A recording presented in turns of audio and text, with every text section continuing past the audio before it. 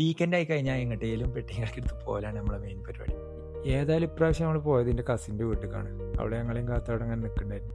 അവളിപ്പോൾ നാട്ടിൽ പോയി വന്നതാണ്, അതുകൊണ്ട് തന്നെ കുറേ സാധനങ്ങൾ കൊണ്ടുവന്നത്. ഞങ്ങളതൊക്കെ ഇങ്ങനെ കഴിച്ച് ഇങ്ങനെ ഇരിക്കണതിൻ്റെ ഇടയിൽ നമ്മൾ അളിയൻ വന്ന്. അളിയൻ പറയുമ്പോൾ ഇവിടെ അടുത്ത് അറബിക് സ്വീറ്റ്സും ചോക്ലേറ്റ്സും കിട്ടുന്ന ഒരു ഷോപ്പുണ്ട്, നമ്മൾ അങ്ങോട്ട് പോയാലോ ചോദിച്ചു. എൻ്റെ വൈഫാണെങ്കിൽ അത് കേൾക്കാൻ നിൽക്കുന്നു. അവൾ ചാടി ഇറങ്ങി നമുക്ക് പോവല്ലേ പറഞ്ഞിട്ട്. അങ്ങനെ ഞങ്ങൾ അവിടെ പോയി. അപ്പോൾ മുന്നേ ഈ ചോക്ലേറ്റിനോടോ ഇതിനോടൊന്നും നല്ല താല്പര്യമില്ല.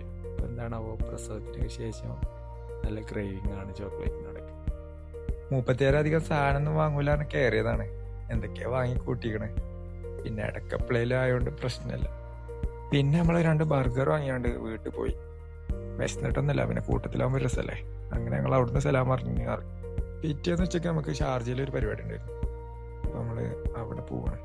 ഷാർജയ്ക്ക് പോകുമ്പോൾ നിങ്ങൾക്ക് അറിയാലോ, ട്രാഫിക് മസ്റ്റാണ്.